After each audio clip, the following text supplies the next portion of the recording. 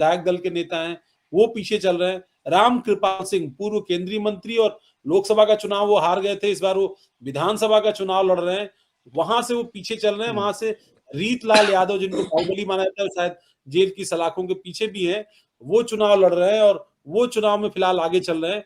लखीसराय से deputy CM Vijay Sinha, जैसे कि उम्मीद लगाई जा रही थी, वो लगातार पीछे चल रहे हैं।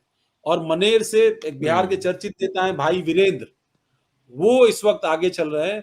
खेसारी लाल यादव भी 1000 वोट से छपरा से पीछे चल रहे हैं। सही, ये सही बात है। चूंकि देवकी नंदन जी जुड़े हुए हैं और हम लोग अभी बात कर रहे थे किस प्रकार से कैश को, जिसको आपने ब्राइबरी का, जिसको आपने नाम दिया, तो हम अगर इसको इस तरीके से देखें कि भाई अगर नीतीश कुमार की सीट्स देखिए, उनकी लगभग डबल हो गई, मतलब वो पार्टी नंबर 1 बन सकते हैं, बीजेपी से उनकी सीटें ज्यादा हो सकती हैं। तो ये क्यों ना कहा जाए देवकी नंदन जी कि नीतीश कुमार ने जो काम उन्होंने 2005 में साइकिल वितरण से जो उन्होंने शुरू किया, और उसके बाद लगातार पिछले 20 साल तक बीजेपी को भी एक तरीके से, जो बीजेपी पर हमेशा एक आरोप लगता है कि भाई बीजेपी से कम्युनल पार्टी, उसको भी उन्होंने थोड़ा सा चेक में, थोड़ा सा कंट्रोल में रखने के उन्होंने जो प्रयास किया।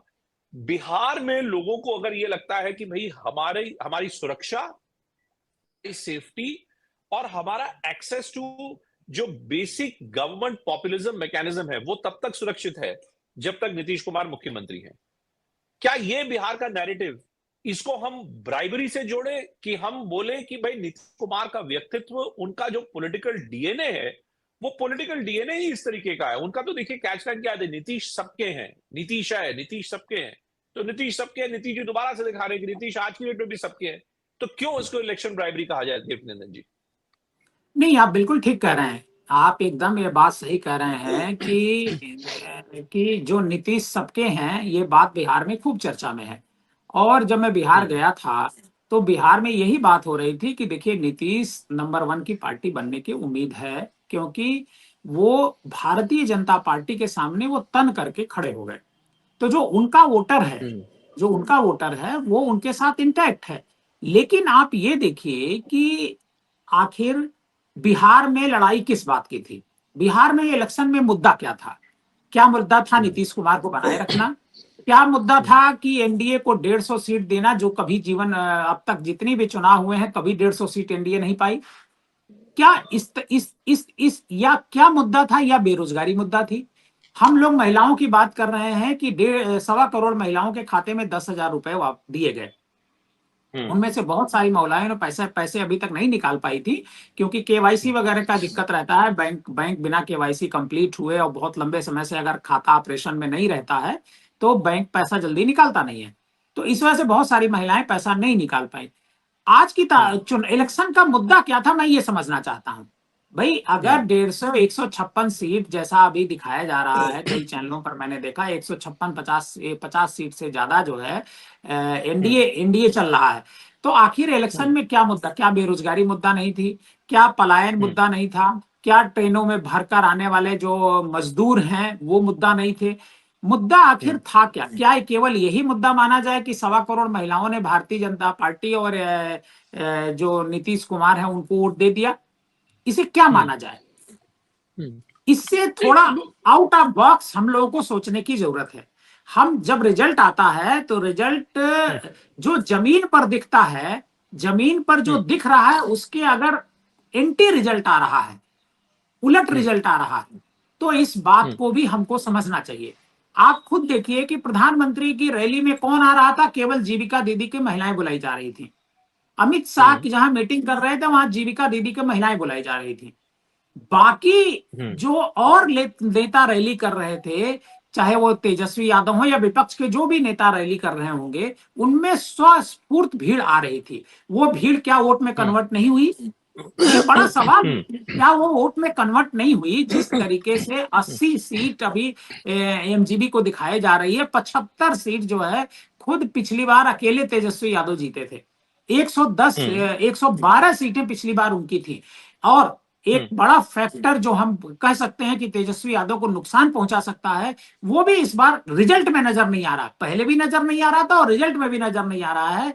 एमआईएम के बारे में यह कहा जा रहा था कि एमआईएम बड़ा नुकसान कल हम लोग चर्चा कर रहे थे, अवनीश को मुझे ध्यान होगा कि कुमार भवेश चंद हमारे साथ जुड़े हुए, तो वो बता रहे थे कि एमआईएम बड़ा मतलब एक आरजेडी के लिए बड़ी मुश्किल खड़ी कर रही है, लेकिन वो रिजल्ट में नजर नहीं आ रहा है। एमआईएम सिर्फ एक सीट जो उनके एमएलए बच गए थे उसी सीट पर आगे चल रही है, बाकी किसी सीट पर आगे नहीं चल रही है। 25 सीट पर एमआईएम चुनाव लड़ रही थी।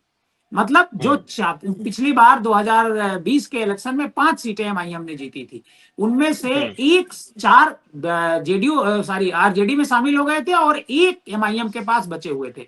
वही सीट आज की तारीख में शायद वही सीट है, क्योंकि सीट क्लियर नहीं हो पा रही है। मैं इलेक्शन कमीशन की वेबसाइट पर देख रहा था कि वही 1 सीट पर वो आगे चल रहे हैं। तो आखिर आरजेडी को या महागठबंधन को, एमजीबी को किसने नुकसान पहुंचाया? कौन है जो नुकसान पहुंचाया और कौन है जो भारतीय जनता पार्टी और जो एनडीए है उसको फायदा पहुंचाया? इस मुद्दे पर हम लोगों को जरूर चर्चा करनी चाहिए। एक बात। दूसरी बात क्या है कि ये तो रिजल्ट है, रिजल्ट आ रहा है 75 सीटें 101 में 75% का मतलब हो गया 75% का स्ट्राइक रेट।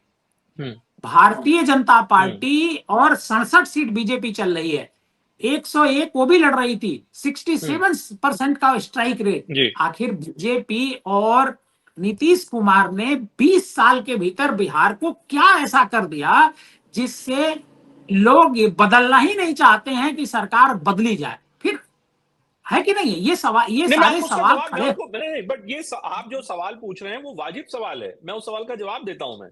मुझको लगता है, देखिए, कि भारत में चुनाव की जो सफलता की परिभाषा है ना देवकीनंदन जी, वो सफलता की परिभाषा देखिए, एक तो नंबर्स के बेसिस पे है कि भाई जो जीता वही सिकंदर। दूसरा ये जो आप पूछ रहे हैं कि जो कंप्लीट कर लूं कि जो जीता वो क्यों सिकंदर, कि भाई उसे सिकंदर बनने के लिए उसने ऐसा क्या किया।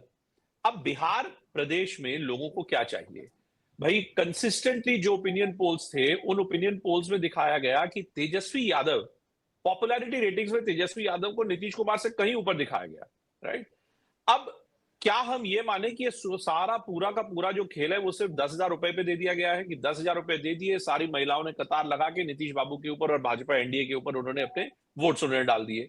बीजेपी और जेडीयू की जो स्ट्राइक रेट है, आप 101 सीटों पर लड़ रहे हैं और लगभग 74 से 75 सीटें जो आ रही हैं, ये क्यों ना कहा जाए कि कहीं ना कहीं जो भरोसा है वो भरोसा नीतीश बाबू पे है। आप खुद सोचिए, अगर मैं नाई हूं, मैं तेली हूं, मैं नोनिया हूं, मैं दुसाड हूं, मैं किसकी तरफ में जाऊंगा? मैं एक और तो महागठबंधन तेजस्वी यादव के जो यादव समुदाय है, वो ऑलरेडी आपने देखा कि किस प्रकार के जो म्यूजिक वीडियोस चलने लगे थे। ये हो चुका है यूपी में, चूंकि मैं इससे कह रहा हूं 2017 के यूपी चुनाव में हमने देखा इसको कि किस, या 2019 के लोकसभा चुनाव में भी हमने देखा कि आप अगर स्ट्रेट इलेक्टोरल अरिथमेटिक की बात करते हैं ना, कि 2 वोट बेसिस को मिला लिया जाए, चूंकि 2 दल मिल जाए, मुझको लग रहा है देवकीनंदन जी अब वो होता नहीं है भारत में। खास तौर से हिंदी भाषी, जो हिंदी पट्टी के जो प्रदेश है, जो निचले स्तर का व्यक्ति है, वो ये सोच रहा है कि मेरी सेफ्टी और मेरी फाइनेंशियल सिक्योरिटी मुझको कौन दे रहा है?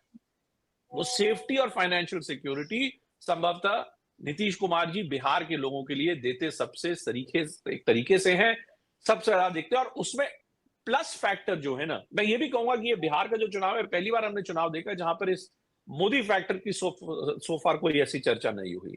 लेकिन ये जो प्लस वोट, हल्का सा भरोसे का जो शायद एनडीए को केंद्र सरकार के कारण मिलता है, उसका बेस नीतीश कुमार है।